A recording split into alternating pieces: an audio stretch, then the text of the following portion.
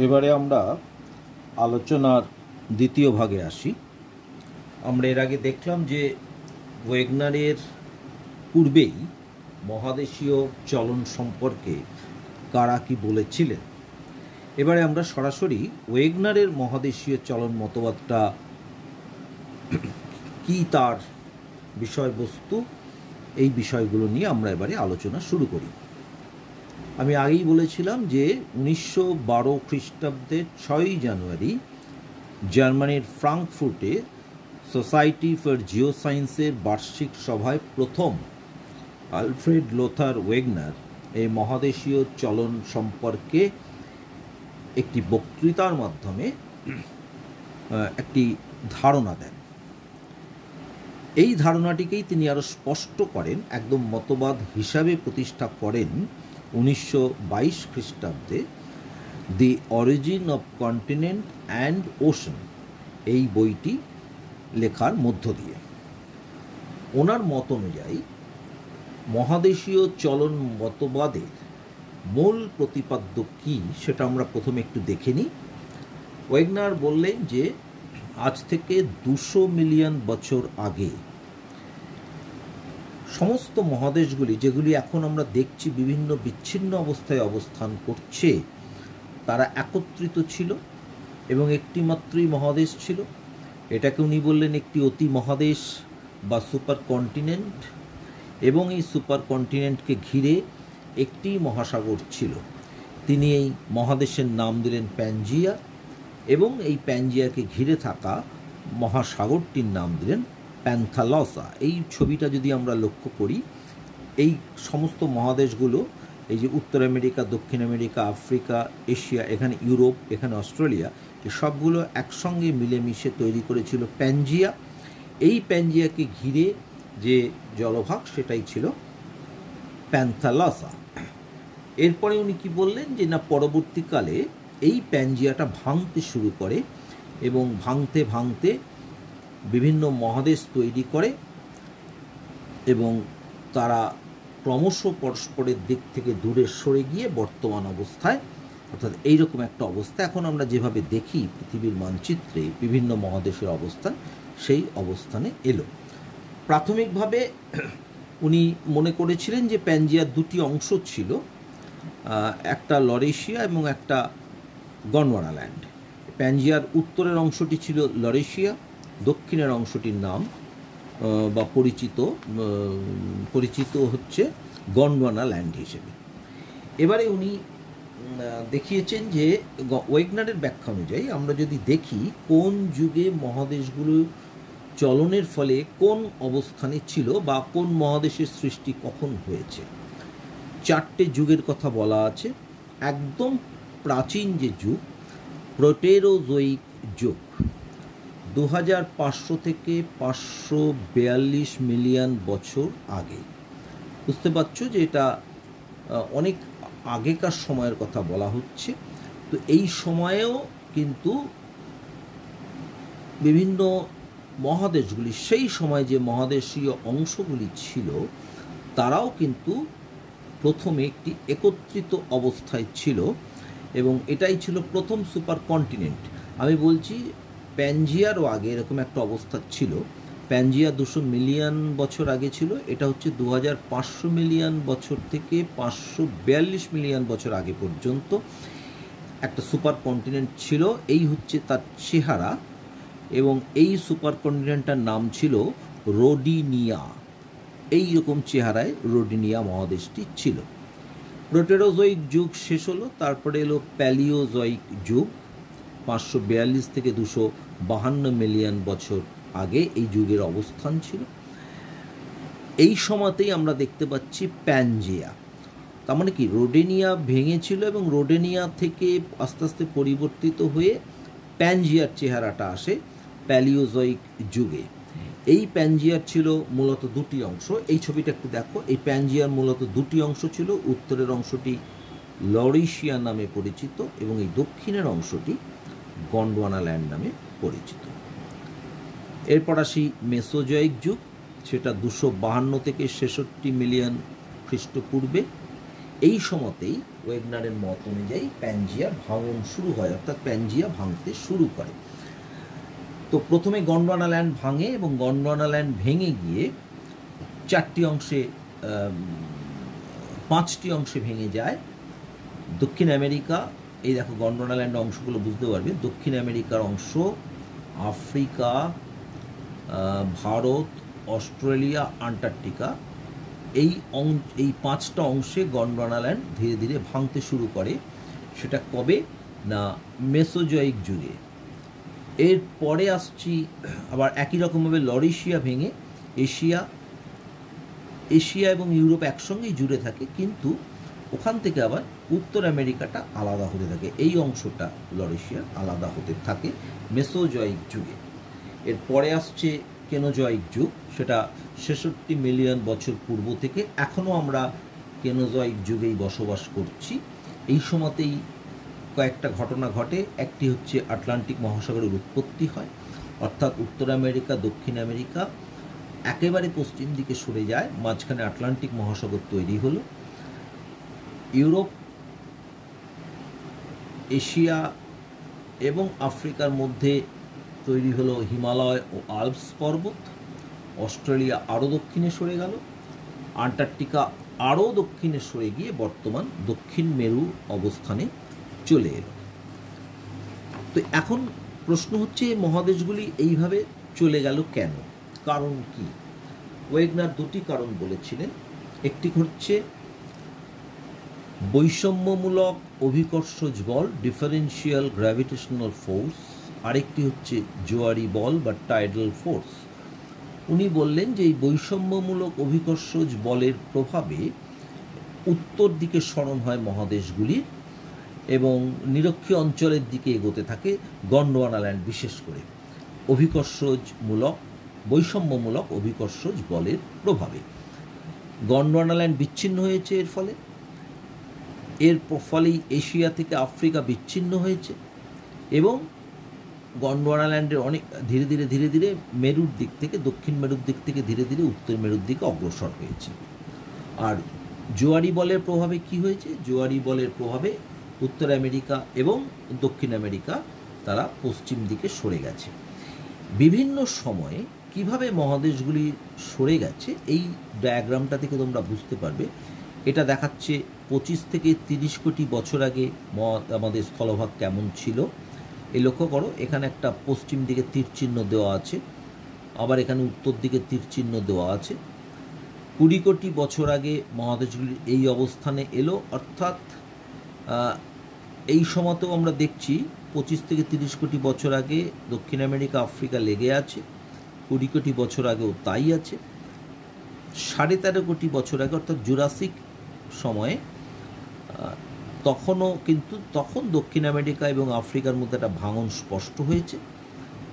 6.5 কোটি বছর আগে দেখছি দক্ষিণ আমেরিকা একেবারে সরে গেছে, অর্থাৎ আটলান্টিক মহাসাগর তৈরি হয়ে গেল। এখন আমরা কি দেখছি? দক্ষিণ আমেরিকা উত্তর আমেরিকা দুটোই সরে গেছে, মাঝখানে আটলান্টিক মহাসাগর।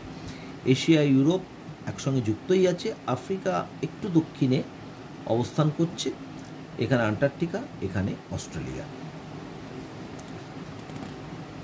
এবারে ওয়েগনার দুটি বলের কথা বললেন, কিন্তু আমাদের আবার দেখতে হবে যে ওয়েগনার কিসের ভিত্তিতে মনে করেছিলেন যে বর্তমানে বিচ্ছিন্ন অবস্থায় থাকা মহাদেশগুলি একটি সময় একসঙ্গে ছিল। তো এর সপক্ষে ওয়েগনার একাধিক প্রমাণ দিয়েছেন। সেই প্রমাণগুলোকে আমরা বিভিন্ন দিক থেকে দেখতে পারি। প্রথমে আমরা যদি ভূপ্রাকৃতিক প্রমাণ এইভাবে দেখি, তাহলে দেখা যাচ্ছে যে ব্রাজিল, আফ্রিকা, দাক্ষিণাত্য মানে ভারতের দাক্ষিণাত্য মালভূমি এবং অস্ট্রেলিয়ার মালভূমির মধ্যে একটি ভূপ্রকৃতিগত সাদৃশ্য আছে। এই ভূপ্রকৃতিগত সাদৃশ্য মানে এখানে ব্রাজিলে একটি শিল্ড অঞ্চল পাওয়া যায়, অর্থাৎ প্রাচীন মালভূমি। আফ্রিকাতেও একটি শিল্ড অঞ্চল আছে, দাক্ষিণাত্যেও ডেকান শিল্ড বলি আমরা আছে, এবং অস্ট্রেলিয়াতেও একটি শিল্ড মালভূমি আছে। এই 4টে শিল্ড মালভূমি বা পৃথিবীর প্রাচীনতম মালভূমির ভূপ্রকৃতি প্রায় একই রকম। তো ওয়েগনার বলতে চাইছেন যে একই ভূপ্রকৃতি এটা ছিল একটা সময়ে যখন প্যানজিয়া ছিল, তারপর ভেঙে ভেঙে এরা বর্তমানে 4টি ভিন্ন জায়গায় অবস্থান করছে। দ্বিতীয় ভূপ্রাকৃতিক প্রমাণ হিসেবে উনি বলেন জিগস ফিটের কথা, যেটা আগেও অনেকে বলেছেন। দক্ষিণ আমেরিকার পূর্ব উপকূল ও আফ্রিকার পশ্চিম উপকূলের মধ্যে জ্যামিতিক সাদৃশ্য আছে। এই ডায়াগ্রামটায় বুঝতে পারবে আফ্রিকার পশ্চিম উপকূল, দক্ষিণ আমেরিকার পূর্ব উপকূল, এই দুটোকে লাগিয়ে দিলে খাপে খাপে অনেকটা মিলে যাচ্ছে। এটাকে বলছে জিগস ফিট, এবং উনি বলছেন এটা একসঙ্গে ছিল, এখান থেকে ভেঙে গেছে বলেই তাদের মধ্যে এরকম মিলটা পাওয়া যাচ্ছে। একই রকমভাবে উনি ভারত, মাদাগাস্কার এবং আফ্রিকার মধ্যেও এইরকমই একটি এক ধরনের ভূখণ্ড কথা বলেছে। এবার ভূতাত্ত্বিক কিছু প্রমাণ উনি দিয়েছিলেন, ভূতত্ত্বীয় প্রমাণ। সেখানে উনি কি বলছেন, দক্ষিণ আমেরিকা ও দক্ষিণ আফ্রিকার কেপ অন্তরীপের শিলাস্তরের ভাঁজের মধ্যে সাদৃশ্য আছে। অর্থাৎ এইখানে শিলাস্তরের যে দক্ষিণ আমেরিকার একেবারে দক্ষিণে শিলাস্তরের মধ্যে যে বৈশিষ্ট্য পাই, আফ্রিকার দক্ষিণ ও শিলাস্তরের মধ্যে একই বৈশিষ্ট্য পাওয়া যায়। যদি আমরা বর্তমান মানচিত্রটিকে লক্ষ্য করি, তাহলে দেখা যাচ্ছে যে দক্ষিণ আমেরিকা এবং আফ্রিকার মধ্যে দূরত্ব অনেক বেশি। কতটা দূরত্ব লক্ষ্য করো দক্ষিণ আমেরিকা এবং আফ্রিকার মধ্যে, অথচ এইখানকার যে শিলার গঠন এই আশ্চর্যজনকভাবে একই রকম। এরা একটা সময় পাশাপাশি ছিল বলেই এটা সম্ভব হয়েছে, নইলে এটা সম্ভব ছিল না। এটা হচ্ছে ওয়েগনারের কথা। একই রকমভাবে উনি উত্তর আমেরিকার এবং ইউরোপের মধ্যে, উত্তর আমেরিকার এখানে একটি পর্বতশ্রেণী আছে অ্যাপেলেশিয়ান, এবং ইউরোপের এখানে ইংল্যান্ডে একটা পর্বতশ্রেণী আছে তার নাম পিনাইন। অ্যাপেলেশিয়ান এবং পিনাইনের মধ্যেও উনি একই রকমভাবে দেখলেন যে শিলাস্তরের গঠনের মধ্যে সাদৃশ্য আছে। তো এই রকমভাবে উনি কিছু ভূতাত্ত্বিক প্রমাণের সাহায্যে বললেন যে না, এই মহাদেশগুলি একটা সময় একই সঙ্গে ছিল। এরপরে উনি আরেকটি খুব গুরুত্বপূর্ণ তথ্য বা প্রমাণ হাজির করলেন, সেটা হচ্ছে জীব সংক্রান্ত ও প্রত্নজীবীয় প্রমাণ বলতে পারি আমরা। আফ্রিকা ও দক্ষিণ আমেরিকার মধ্যে একই গোত্রীয় উদ্ভিদ ও প্রাণীর জীবাশ্ম। এইটা যদি আমরা দেখি, এই যে বিভিন্ন মহাদেশের জীবাশ্মের অবস্থান, যে জীবাশ্ম এখানে পাচ্ছি, যে প্রাণীর বা উদ্ভিদের একই জীবাশ্ম পাচ্ছি দক্ষিণ আফ্রিকায়, দক্ষিণ আমেরিকায়, দক্ষিণ আফ্রিকায় এবং অস্ট্রেলিয়ায় একই জীবাশ্ম পাওয়া যাচ্ছে। কিন্তু আমরা বর্তমানে কি দেখতে পাচ্ছি না, দক্ষিণ আমেরিকা, আফ্রিকা এবং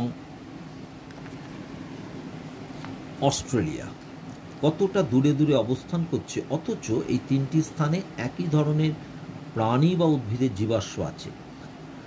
সেটা আমরা ভাবতে পারি যে একই ধরনের জলবায়ু থাকলে এটা থাকতেই পারে, একই ধরনের প্রাণী। কিন্তু ব্যাপারটা হচ্ছে এই যে এমন কিছু প্রাণীর জীবাশ্ম পাওয়া গেছে যারা জলের মধ্যে দিয়ে কোনো স্থান অতিক্রম করতে পারে না, অর্থাৎ সম্পূর্ণভাবে স্থলচর। তো তারা এখান থেকে এখানে কোনোভাবেই যেতে পারবে না সেই প্রাণী, অর্থাৎ এখানে আলাদাভাবে সেই প্রাণী, একই ধরনের প্রাণী অবস্থান করত, এটা ভাবাটা খুব কঠিন। সেই জন্যে ওয়েগনার বললেন যে না, এরা সব একসঙ্গে একটা সময় ছিল, তখন ওই প্রাণী বা উদ্ভিদের বসবাস ছিল এবং তাদের জীবাশ্ম সেই সময় থেকে গেল শিলাস্তরে। পরে যখন তারা আলাদা হয়ে গেল মহাদেশগুলো, স্বাভাবিকভাবেই এই জীবাশ্মগুলিকেও আমরা দেখতে পাচ্ছি এতটা দূরে দূরে অবস্থান করছে। এরপর উনি একটি জলবায়ুগত প্রমাণও কিছু দিলেন যে অতীতে একটা সময় দক্ষিণ আমেরিকা, আফ্রিকা, ভারত, অস্ট্রেলিয়া সবই হিমযুগের সময় বরফের নিচে, এই সমস্ত জায়গাগুলোর বহুস্থান বরফের নিচে ছিল। সেই সময় হিমবাহ বিভিন্ন রকম ভূমিরূপ তৈরি করেছে, সেই ভূমিরূপের সাদৃশ্য এই মহাদেশগুলির মধ্যে অবস্থান করছে। অর্থাৎ ওয়েগনার যেটা বিভিন্ন দিক থেকে যেটা বোঝাতে চেয়েছেন যে বর্তমানে যে মহাদেশগুলি হাজার হাজার কিলোমিটার দূরে অবস্থান করছে, অতীতে তারা একসঙ্গেই ছিল। এবং এটার পক্ষে জোরালোভাবে উনি যেটা বলতে চাইছেন যে হাজার হাজার কিলোমিটার দূরে থাকা সত্ত্বেও সেই মহাদেশগুলি এবং দেশগুলির মধ্যে যে বৈশিষ্ট্যমূলক সাদৃশ্য পাওয়া যাচ্ছে, সেটা শিলার গঠনের দিক থেকে হতে পারে, সেটা ভূমিরূপের দিক থেকে হতে পারে, এত হাজার হাজার কিলোমিটার দূরে অবস্থান করলে এই বৈশিষ্ট্য সব জায়গায় একই রকম পাওয়া যেত না। নিশ্চিতভাবেই তারা একসঙ্গে ছিল বলেই এই বৈশিষ্ট্যগুলো একই রকম তৈরি হয়েছে। এটাই ছিল মূল জোরের জায়গা ওয়েগনারের। কিন্তু ওয়েগনারের এই মতবাদটি কি সমালোচনার ঊর্ধ্বে? তা নয়, বরং ওয়েগনারের এই মতবাদের অনেক অংশই এখন আর বিজ্ঞানীরা মেনে নেন না। তো নানান সমালোচনা হয়েছে। বিজ্ঞানী ওয়েলস, বিজ্ঞানী হোমস, বিজ্ঞানী জেফ্রিজ, এরকম আরও অনেকেই এই মতবাদের সমালোচনা করেছেন। প্রধান সমালোচনাটা ছিল এই যে ওয়েগনার মহাদেশীয় চলন বা মহাদেশগুলি সরে যাওয়ার পেছনে মূলত দুটি কারণ বলেছেন: বৈষম্যমূলক অভিকর্ষজ বল এবং জোয়ারি বল। প্রায় সব বিজ্ঞানী মনে করেন যে এই দুটি বলের এতটা জোর হওয়া সম্ভব নয়, যার ফলে এই বিশাল বিশাল মহাদেশগুলি কয়েক হাজার কিলোমিটার দূরে সরে যেতে পারে। তো সুতরাং ওয়েগনার মহাদেশীয় চলনের কারণ হিসেবে যা বলেছেন সেটা একেবারেই নস্যাৎ হয়ে গেছে। কিন্তু তার অর্থ এই নয় যে এই মতবাদটির আর কোনো গুরুত্ব নেই। আমরা যদি এর একটা মূল্যায়ন করি, তাহলে দেখো একটা জিনিস সব বিজ্ঞানী মেনে নিয়েছেন যে বর্তমানে বিচ্ছিন্ন অবস্থানে থাকা মহাদেশগুলি একটা সময় একসঙ্গেই ছিল। এ ব্যাপারে বিজ্ঞানীদের মধ্যে কোনো মতভেদ নেই, অর্থাৎ প্যানজিয়ার অস্তিত্ব সকলেই স্বীকার করেছে। কিন্তু কেন প্যানজিয়া ভেঙে গেল, কোন শক্তির প্রভাবে ভেঙে গেল, সেই কারণটাই কিন্তু বিজ্ঞানীরা মানেননি। কিন্তু প্যানজিয়ার ধারণাটি প্রত্যেকেই স্বীকার করেছেন। দ্বিতীয়ত যেটা বলা যায় সেটা হচ্ছে যে ওয়েগনার চেষ্টা করেছিলেন একটি বিজ্ঞানসম্মতভাবে ভূতাত্ত্বিক দিক থেকে বা ভৌগোলিক দিক থেকে বিভিন্ন ভূমিরূপের উৎপত্তি কিভাবে হয়েছে সেই সম্পর্কে ধারণা দেওয়া। সর্বপ্রথম উনি হিমালয় এবং আল্পস পর্বতের উত্থান কেন হয়েছে সেই ব্যাপারে একটি ধারণা দেওয়ার চেষ্টা করেছিলেন। যদিও ওয়েগনার যে কারণ বলেছেন পরবর্তীকালে সেই কারণটি মানা হয় না, কিন্তু একথা ভুললে চলবে না যে ওয়েগনার একটা শুরু করেছিলেন। তো এটার উপর দাঁড়িয়েই কিন্তু পরবর্তীকালে বিভিন্ন মহাদেশ মহাসাগরের কীভাবে উৎপত্তি হয়েছে সেই সম্পর্কিত যে পড়াশোনা, সেটা অনেক বিজ্ঞানসম্মতভাবে পরবর্তীকালে বিজ্ঞানীরা এগিয়ে নিয়ে গেছেন। তবে ওয়েগনারের একটি অসুবিধা ছিল যে তিনি ছিলেন জলবায়ু বিজ্ঞানী। প্রকৃতপক্ষে উনি প্রাচীন সময়ের জলবায়ু নিয়ে গবেষণা করতে করতেই এই মহাদেশীয় চলন সম্পর্কে আবিষ্কারটি করেন। সেই জলবায়ু বিজ্ঞানী হওয়ার কারণে তার পক্ষে হয়তো সমস্ত ভূতাত্ত্বিক বা ভৌগোলিক দিকগুলি ব্যাখ্যা করা সম্ভব হয়নি, কিন্তু তবু তিনি যে এই মতবাদের মধ্য দিয়ে যে মৌলিক অবদানটি রেখেছিলেন সেটা কিন্তু পরবর্তীকালে ভূমিরূপ বিদ্যাকে অনেকটা এগিয়ে নিয়ে যেতে সাহায্য করেছে। কারণ সবশেষে বা সর্বাধুনিক যে মতবাদ আমরা জানি পাত চলন মতবাদ, সেই পাত চলন মতবাদেও কিন্তু মূলত প্যানজিয়ার কথাটি ধরে নিয়েই মহাদেশগুলি কেন সরে গেল তার কারণ বিশ্লেষণ করবার জন্যেই পাত চলন মতবাদটি উৎপত্তি হয়েছে। সুতরাং ওয়েগনারের সবচেয়ে বড় সাফল্য এটাই যে ওয়েগনার এমন একটি ধারণার প্রবর্তন করলেন যে ধারণার উপরে দাঁড়িয়ে পরবর্তীকালে ভূমিরূপ বিদ্যার আরও বেশি গতি পেয়েছে বা বলা যেতে পারে আরও বেশি যুক্তিযুক্তভাবে এগিয়ে যেতে পেরেছে। তো আমাদের সামগ্রিকভাবে এই আলোচনাটি শেষ হলো ওয়েগনারের মহাদেশীয় চলন মতবাদ, অর্থাৎ প্রথম অধ্যায়ের ভূগাঠনিক তত্ত্ব, যেটা তোমাদের সিলেবাসে ছিল, সেটাকে আমরা আলোচনা শেষ করলাম। এবারে তোমাদের কাজ হচ্ছে যে গোটা বিষয়টি একবার তোমাদের টেক্সট বুক থেকে একবার ভালো করে দেখে নেওয়া।